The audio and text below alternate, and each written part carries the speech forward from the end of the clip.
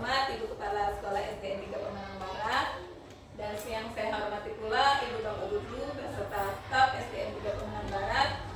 Selamat pagi. Pagi. Biar lebih semangat. Semangat pagi. Pagi, pagi, pagi. Merdeka. Ya, terima kasih.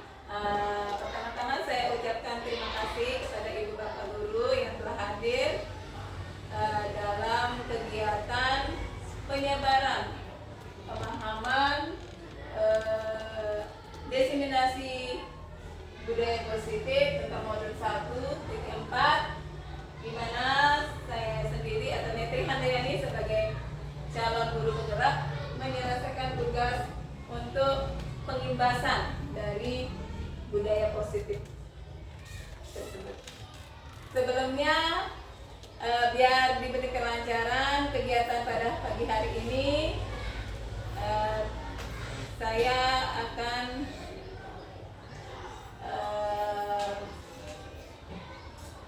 melaksanakan berdoa yang dipimpin oleh Pak Guru Ustaz. Pada guru saya persilakan. Ya. Yang saya hormati Ibu Kepala dan Bapak Ibu untuk meraih dan mendapatkan berkah. Mari kita sama-sama berdoa menurut keyakinan kita. Berdoa mulai.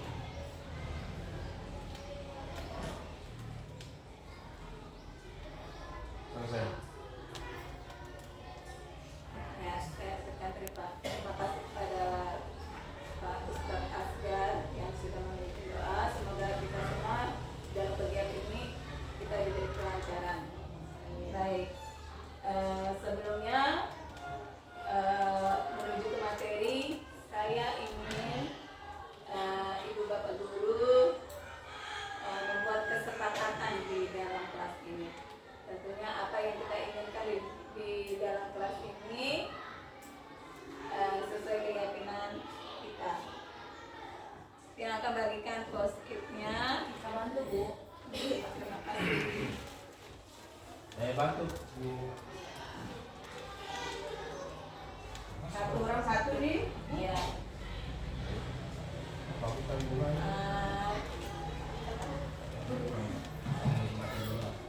Kesepakatan kita yang berlaku ya. Ya. Ini kesepakatan di sini untuk kita dalam keyakinan kelas itu tentunya tidak boleh ada kalimat larangan, artinya kata dilarang misalnya merokok. Tidak boleh merokok. Tidak ada larangan negatifnya. Kata negatif kanan. Jangan, tidak boleh itu. Tambahan boleh ya. Terima suratnya juga kan sebaiknya ya. Sebaiknya. Ya, sebaiknya. Ya. Ya. Kasih. Tulis ya. Oh, tidak boleh. Ya. Jam dia. Ya, yang kesepakatannya satu guru satu. Sebaiknya jangan berikan api. Kata jangan itu tidak boleh. Tidak boleh Bu. Sebaiknya. Dan jangan. Nanti kalau ada kata jangan itu kalimat negatif. Oh iya ya. Untuk anak-anak atau Untuk di kelas di ruangan ini maksudnya. Oh, Untuk guru. Bukan ya untuk guru. Ya kita mungkin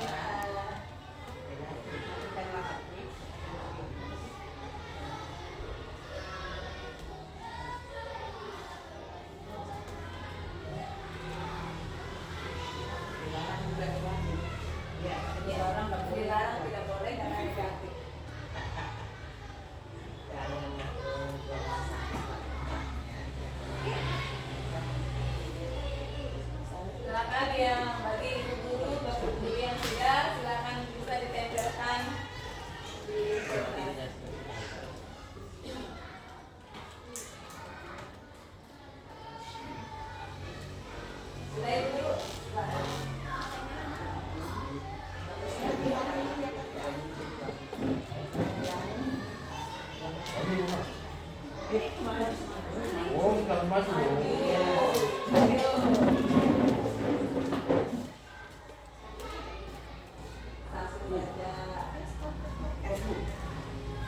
Hah?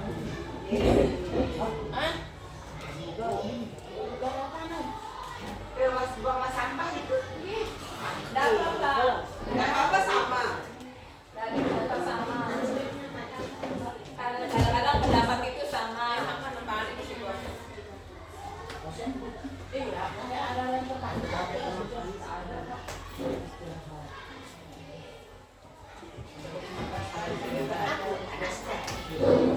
bisa ambil sendiri. Oh yang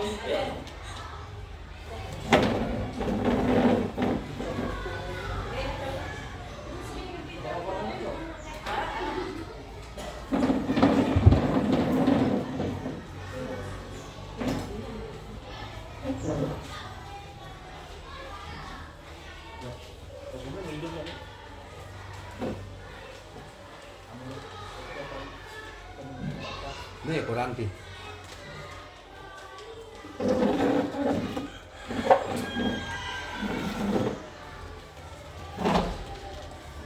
Sudah semuanya Ibu Bapak Guru? Ya. Belum. Oh, belum ya. Yang terakhir aku baca kesepakatan Oh kelas. ya, ya. Yang terakhir buku. Aku membacakan kesepakatan ya. Gitu deh sama Ibu Bapak Guru.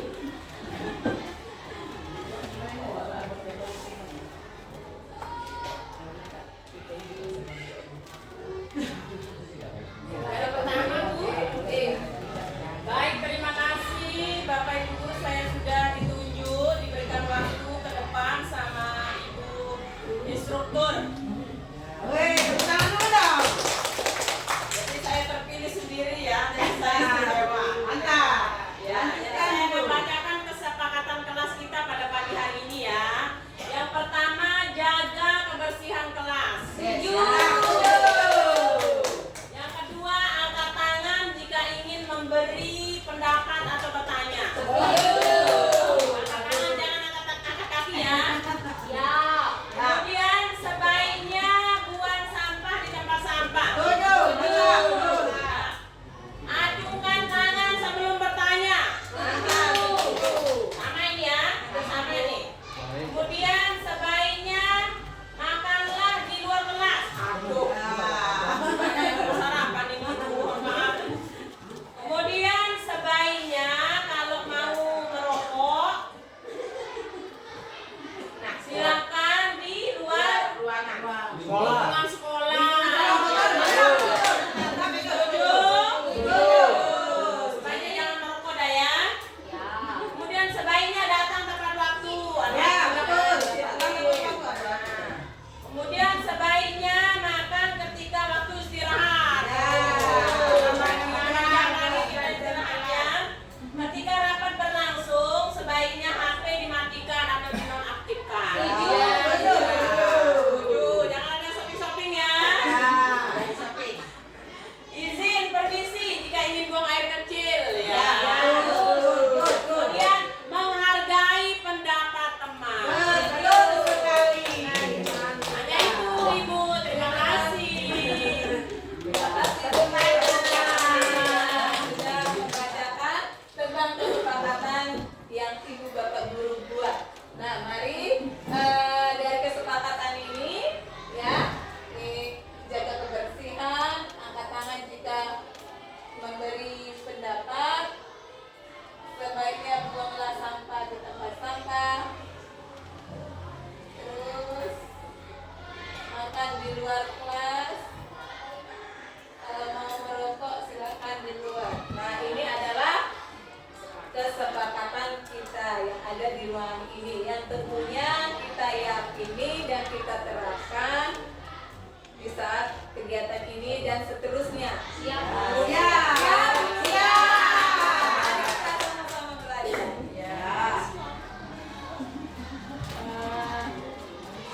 Baik.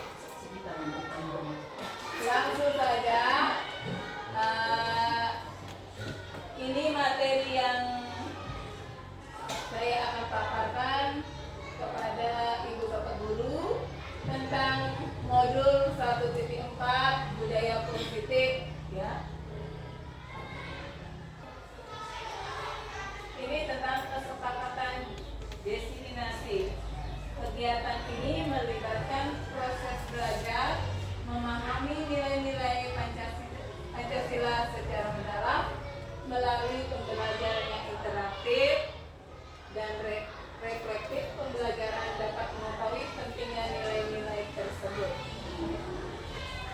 Pemantapan nilai-nilai Pancasila diharapkan dapat menumbuh kembangkan akhlak moral sesuai Pancasila, semangat aman cipta tanah air, dan semangat kebangsaan tentunya dalam kesempatan diseminasi. Saya lanjut. Baik, ini konsep inti dari budaya positif. Yang pertama yaitu perubahan paradigma belajar. Yang kedua, disiplin positif. Yang ketiga, nilai-nilai kebajikan. Yang keempat, 5 kebutuhan dasar manusia. Yang kelima, motivasi perilaku manusia. Keenam, posisi kontrol guru. Ketujuh, keyakinan kelas. Dan yang terakhir adalah segitiga restitusi. Lanjut. Ya.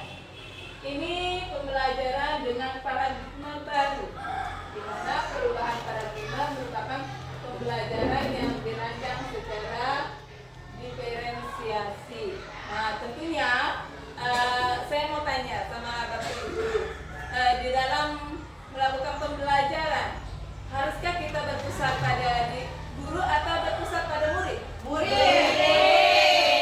Kenapa alasannya, Ibu Bapak Ibu? Iya. Berpusat pada murid karena kita harus mengutamakan murid, kepentingan murid, kemampuan murid, dan apa yang diharapkan murid itu yang pertama. Ya, luar biasa ya.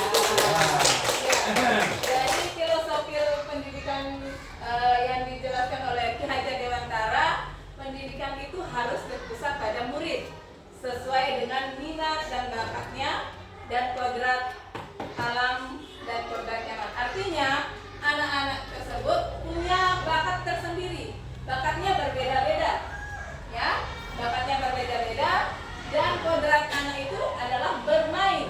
Kita melakukan permainan, belajar sambil bermain yang sesuai dengan perkembangan teknologi saat ini.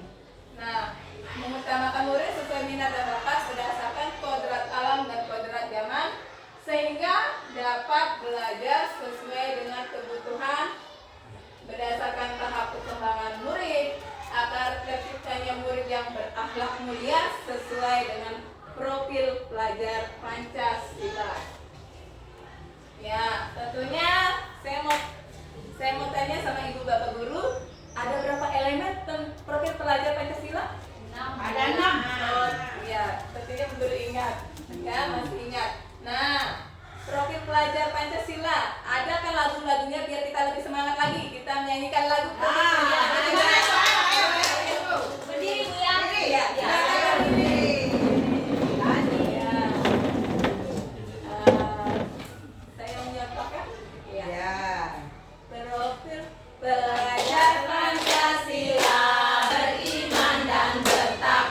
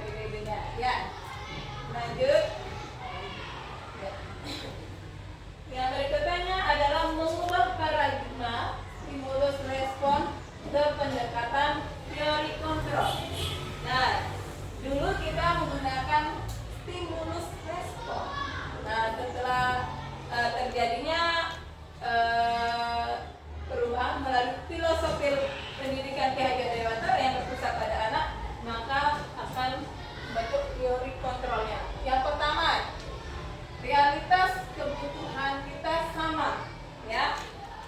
Dulu kita berpusat pada guru sehingga kebutuhan anak-anak itu kita anggap sama. Tetapi setelah kita mengerti tentang pembelajaran berpusat pada anak, kita tahu realitasnya kita itu berbeda, mempunyai minat dan bakat yang berbeda. Yang kedua, semua orang melihat hal yang sama. Teori kontrolnya, setiap orang memiliki gambaran yang berbeda-beda ya, gambaran kita. Yang ketiga, kita mencoba mengubah orang agar pandangannya sama dengan kita. Tetapi setelah itu kita dalam teori kontrol kita berusaha memahami pandangan orang lain tentang dunia. Yang berikutnya, berperilaku buruk dilihat sebagai kesalahan. Yang teori kontrolnya, semua perilaku memiliki tujuan. Ya. Selanjut, orang lain bisa mengontrol saya. Nah, yang pada teori kontrol ini hanya diri kita yang mampu mengontrol diri. Iya, mengontrol diri, bukan orang lain. Nah, yang berikutnya, saya bisa mengontrol orang lain. Nah, di sini teori kontrol, Anda tidak bisa mengontrol orang lain. Ya, tapi harus kontrol diri sendiri biar bisa. Ya. Yang berikutnya lagi, pemaksaan ada pada saat tuntutan gagal. Yang teori kontrol, Anda tidak bisa mengontrol orang lain. Kolaborasi, ini tentunya kolaborasi dan konsensus. Kolaborasi, konsensus menciptakan pilihan-pilihan baru. Tentunya di dalam teori kontrol itu ada kolaborasi antara guru dengan siswa, antara siswa dengan siswa. Yang terakhir, model berpikir menang atau kalah. Dengan teori kontrol, model berpikir menang dan menang, ya, tidak ada kalah, selalu menang, ya. Lanjut.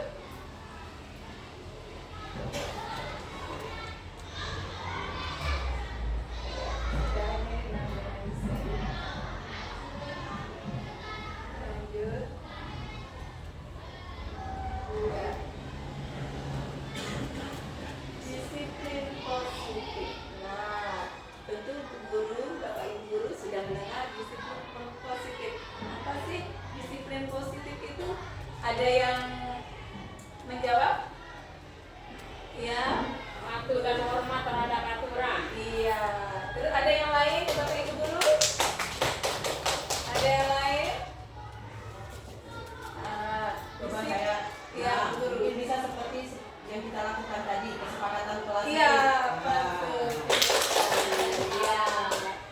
Ya, disiplin positif kan tentunya kita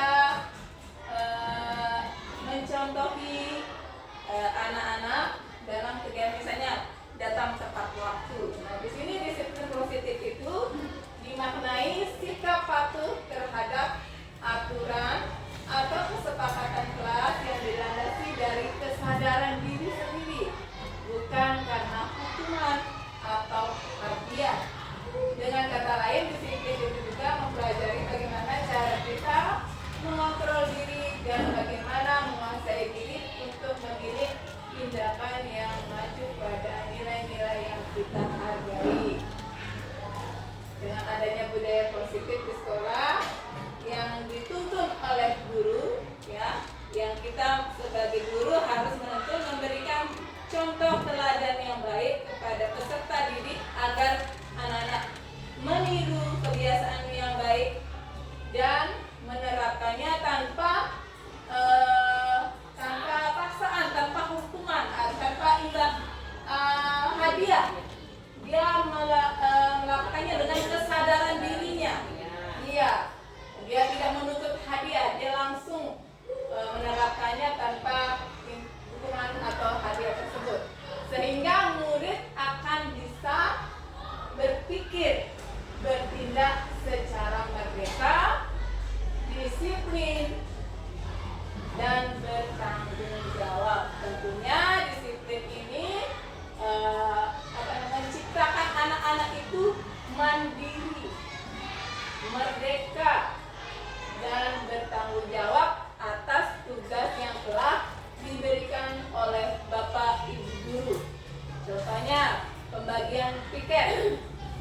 setiap hari Senin sampai hari Sabtu anak-anak langsung menyambut sesuai dengan tugasnya. Syarat utama adalah harus disiplin yang kuat. Disiplin yang dimaksud adalah disiplin diri yang memotivasi motivasi internal, yaitu motivasi yang ada pada diri kita.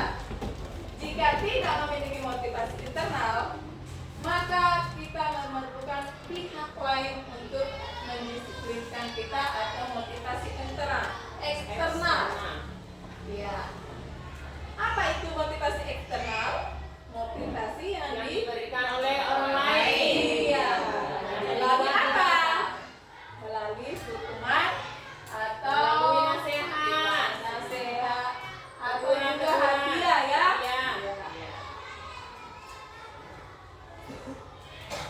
Lanjut. Bagaimana? Saya mau tanya ibu bapak dulu.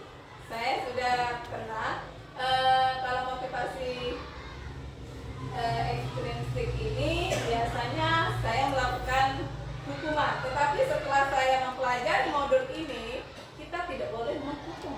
Oh, jadi tidak boleh menghukum anak gitu Bu? Iya, kita tidak boleh menghukum. Kalau begitu apa yang harus kita lakukan kalau tidak menghukum anak?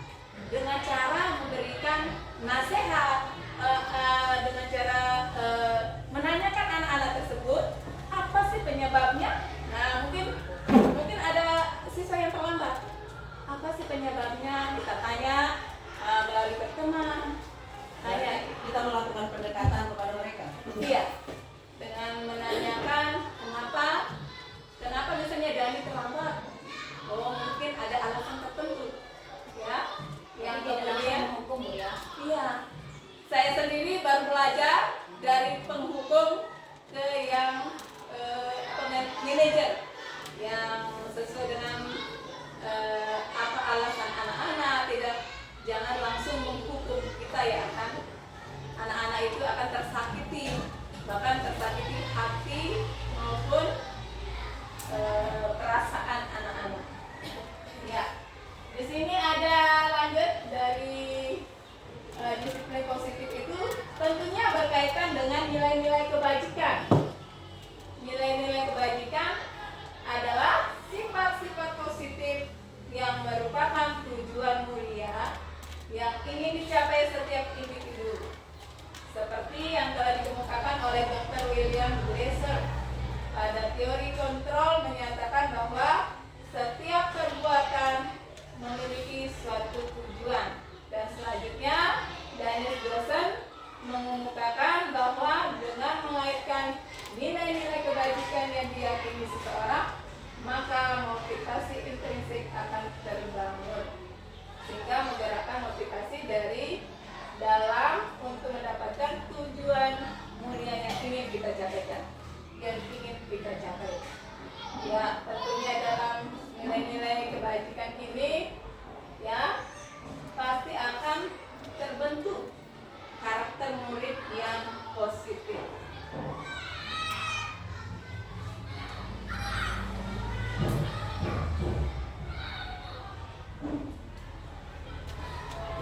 Nah, di sini ada nilai-nilai kebajikan, ada nilai kebajikan profil pelajar Pancasila, yaitu beriman, bertakwa kepada Tuhan Yang Maha Esa, dan berakhlak mulia, mandiri, bernalar kritis, berpikir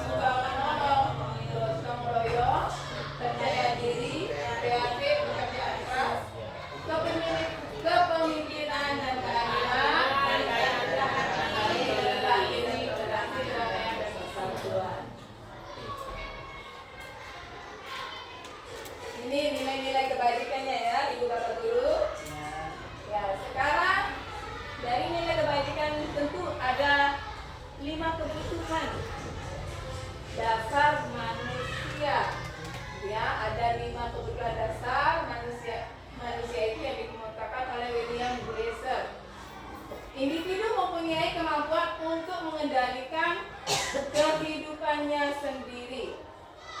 Lesser juga berpendapat seorang mempunyai kendali penuh atas tindakan yang dilakukan yang tujuannya untuk memenuhi kebutuhan dasarnya. Nah, di sini ada jenis-jenisnya, ada 5 ya, Bapak Ibu Guru. Yang pertama itu kebutuhan bertahan hidup. Artinya kebutuhan mempengaruhi nyawa seseorang. Kalau kita tidak kebutuhan hidup itu apa? Makan, minum. Tempat tinggal juga termasuk. Tempat tinggal juga termasuk. Kalau kita tidak di mana tempat kita tidur? Kalau ada salah satu, iya. Kalau ada salah satu ini tidak terpenuhi, maka akan mempengaruhi nyawa. Iya, betul Ibu Bapak Guru. Akan mempengaruhi nyawa seseorang ya. Ya. Yang kedua, kebutuhan untuk diterima. Kebutuhan untuk diterima. Ya, Kasih sayang. betul. Sayang, dicintai. Dicintai, Ya. dihargai, Ya. dimengerti. Ya, tentunya Disayangi. Nah, betul betul. sekali, Ibu Bapak Guru. Tentunya anak-anak perlu kasih sayang. Ada juga, Bu. Kita juga. Sayang. Dikasih uang. Kasih sayang sama siapa? Suami. Iya. Banyak banget, Bu. Iya, Ibu Bapak Guru. Ya, butuh kasih sayang yang mempengaruhi perkembangan anak tentunya, emosional anak.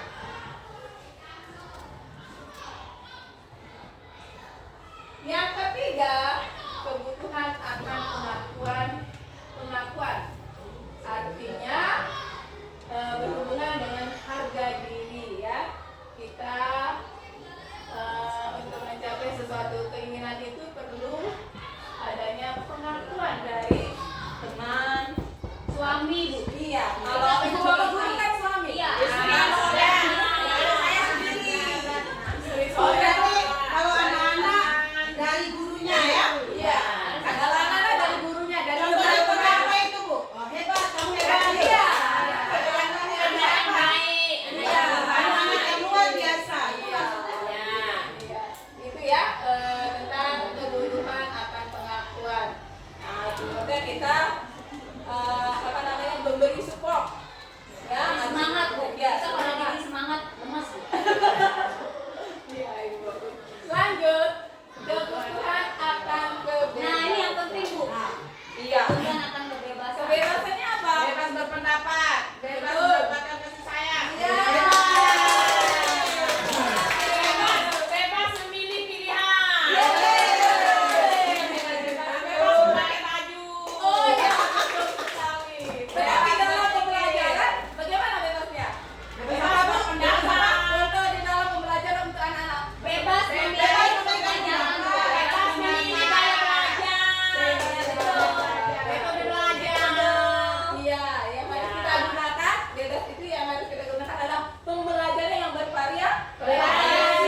Karena karakter anak itu berbeda-beda. Sehingga kita harus melaksanakan pembelajaran yang bervariasi ya, dengan metode tertentu yang sesuai dengan kebutuhan anak. Lanjut, yang kelima, kebutuhan akan kesenangan. Senang ya, saya senang ke lesehan, Bu. Ya, ini supaya kenal belajar. Santai, ya. Senang ketemu teman-teman. Iya. Senang ketemu Bu Guru juga. Ya, betul. Terima kasih. Sekarang kesenangan untuk anak-anak itu bagaimana? Senang belajar, Bu. Yang beri Biar dia senang belajar, kita memberikan Pembelajaran yang menyenangkan. buat mereka nyaman. Ya.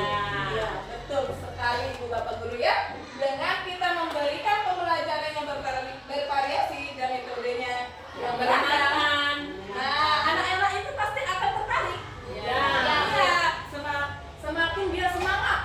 Tidak mau pulang, Bu. Betul. Ya, betul. Karena dia mau diam di kelas. Ingat ya. Betul sekali Ibu Bapak Guru ya. Ya. Ibu Bapak Guru luar biasa. Ya. Lanjut.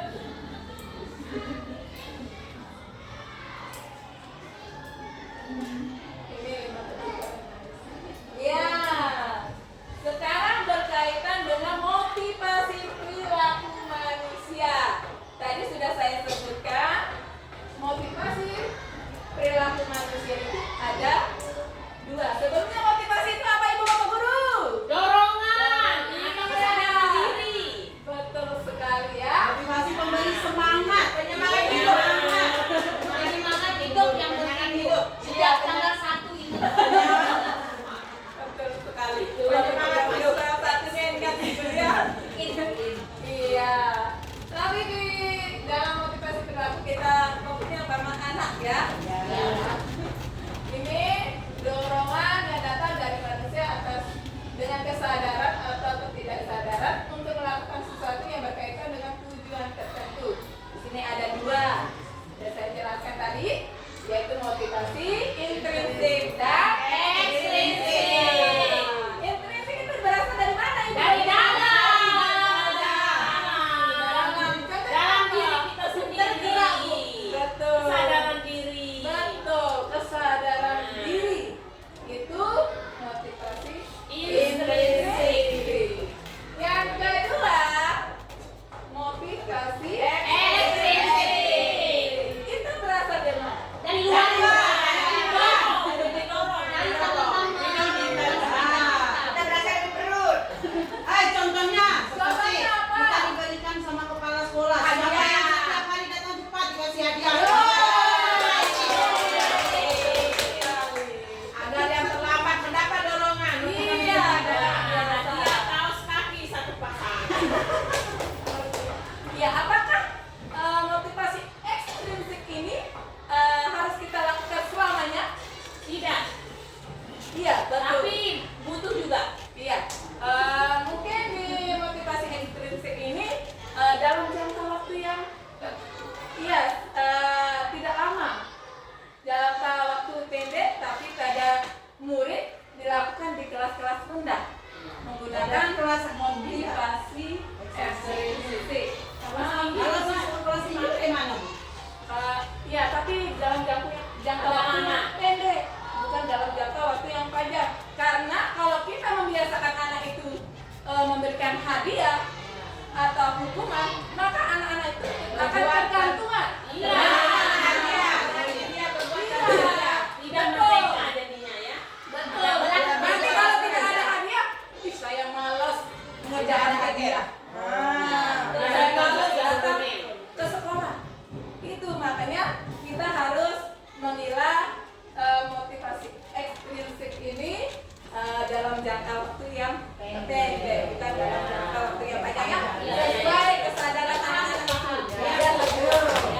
Luar biasa. Dapat ilmu baru betul. Nah, jadi kita melakukan sesuatu Kak, bukan Karena sesuatu iya, yang itu ada. yang adanya. Betul, Ibu Bapak Guru.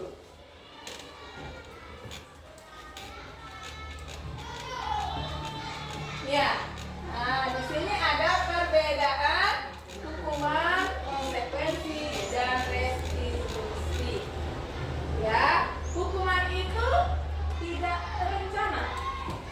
Artinya ada siswa yang datang terlambat, kita menyuruh anak-anak berkeliling lapangan. Lari. Ya, lari. Jadi tanpa terencana ya. Iya, itu tidak Spontanitas terencana. berarti. Iya, spontanitas. Atau kita suruh anak-anak itu push up. Apakah boleh kita lakukan begitu? Tidak.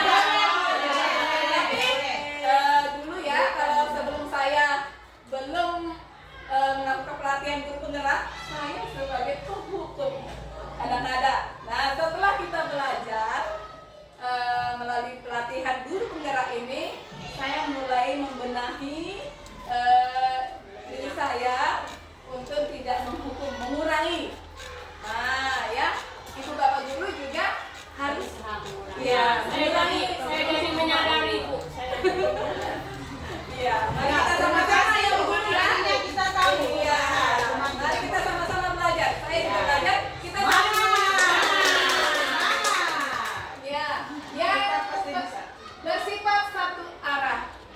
Siapa ini? Bukulnya segini-gini deh. Bersifat satu arah ini maksudnya Bu, kita yang punya kemauan nih, murid kan tidak mau nih. Jadi kemauan guru aja yang mengarahkan. Oh, egois. Bukan kemauan dari dua belah pihak. Jadi Hebat.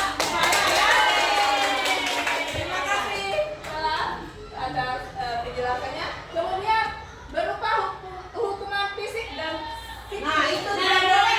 Tidak boleh. Tidak boleh. Ya, Tapi makanya- zaman kita sekolah dulu Bu, itu aja yang kita kena Ya, itu. tapi Tapi sekarang sulit ya. Iya. tapi sekarang kan ada perubahan dari zaman ke zaman.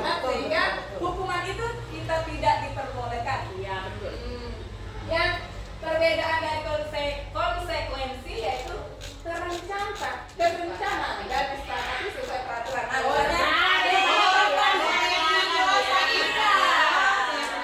ya sesuai kesepakatannya itu namanya konsekuensi. Oh iya. Yang kedua, murid tetap dibuat tidak nyaman, betul nggak? Betul.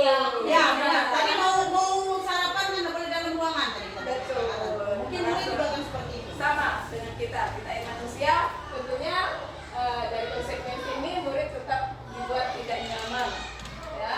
Bahasa di apa namanya? Atur. Ya, diatur. Yang perbedaan dari konsekuensi yang ketiga, sikap guru selalu memonitori murid. Seperti apa itu? Ya, mengawasi. Ya, sikap guru memonitori murid itu mengawasi murid, artinya dalam konsekuensi ini.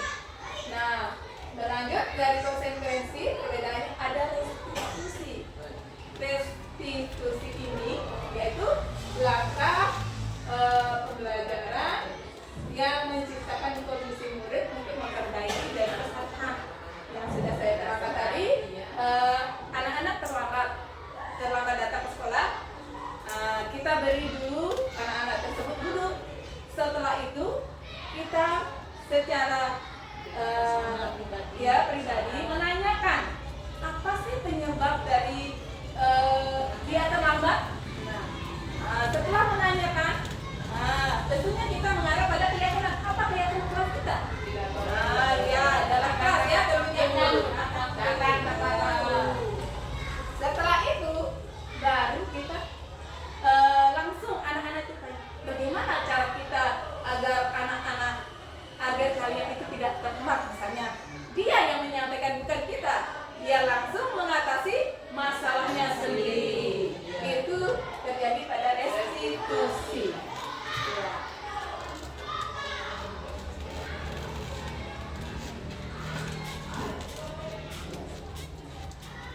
Ya.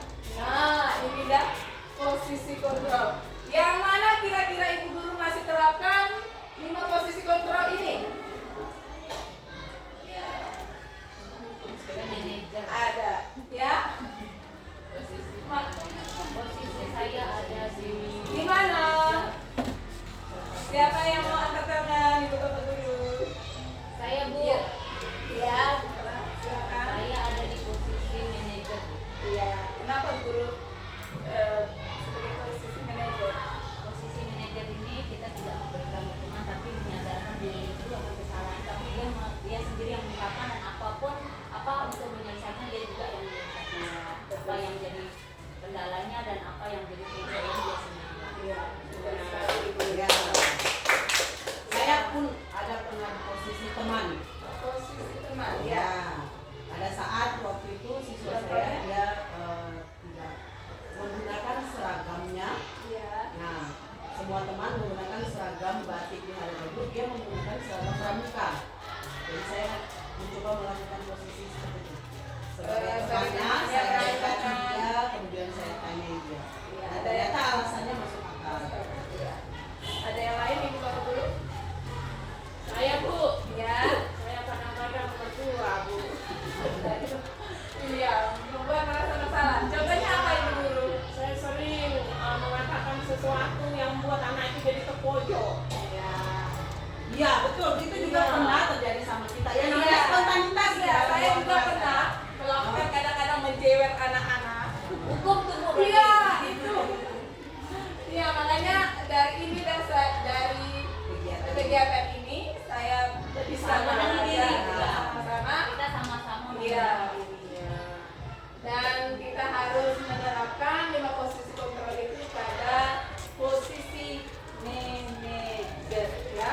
Posisi yang sangat baik ditiru oleh guru dan anak-anak mencari solusi atau permasalahan pada murid.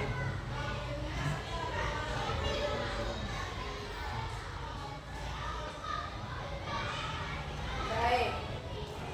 Nah, ini ada contoh dari penerapan 5 posisi kontrol. Nah, kalau melakukan push up 10 kali itu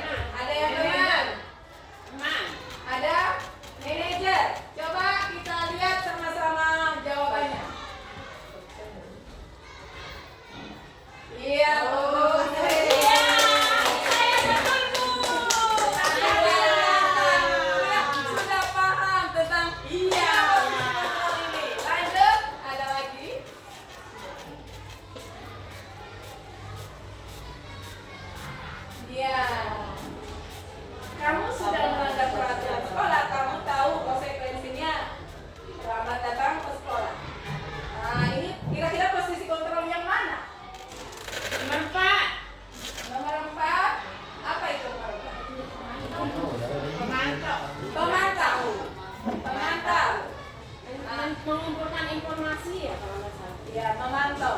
Ya, yang nomor berikutnya. Baru manajer. Apa itu? Nah, ya Ya, gimana? ya, betul. Coba kita lihat jawabannya. Jreng. Ya. Luar biasa. Semangat dulu. Oh ya, oh ya. Semangat. Semangat.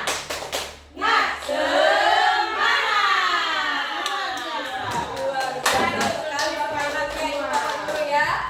Iya. Nah, di sini kita lanjutkan dengan keyakinan kelas ya yang sudah Kita buat. saya buat, kita buat sama-sama di sini. Keyakinan kelas itu adalah nilai-nilai kebajikan universal yang disepakati secara tersirat dan tersurat lepas dari latar belakang suku, negara, bahasa maupun agama. Tentunya keyakinan kelas ini, pembentukan keyakinan kelas ini terdiri dari satu, sifat bersifat lebih abstrak.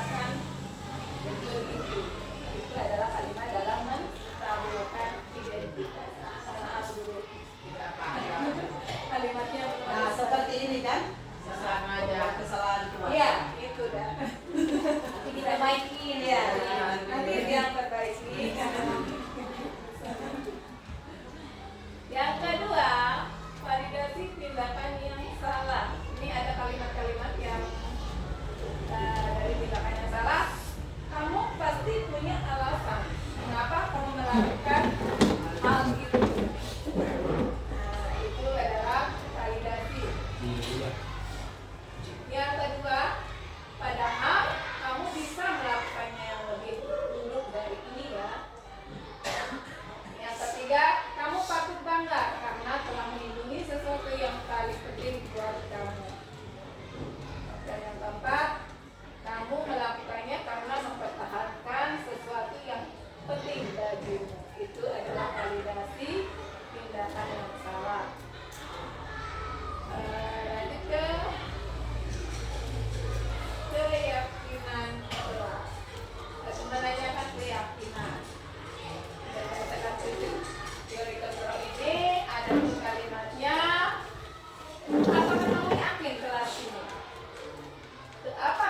keyakinan kelas ini kita menanyakan keyakinan kelas. Mengingatkan keyakinan. Iya, mengingatkan keyakinan kelas kita yang sudah kita sepakati bersama. Yang kedua, nilai-nilai apa yang telah disepakati bersama? Kita tanyakan apa nilai-nilainya dalam kesepakatan, apa disiplin, apa dan sopan santun, saling tolong menolong. Itu nilai-nilai kebajikan tentunya yang dapat merubah karakter peserta didik. Yang ketiga, seperti apa gambaran sebuah kelas yang ideal menurut kamu? Itu ya, menanyakan keyakinan. Yang keempat, kamu ingin menjadi orang yang seperti apa? Jadi anak-anak Menyadarkan dirinya. menyadarkan dirinya karena kita menanyakan tentang keyakinan. Nah, ini contoh segitiga penerapan segitiga restitusi yang saya buat.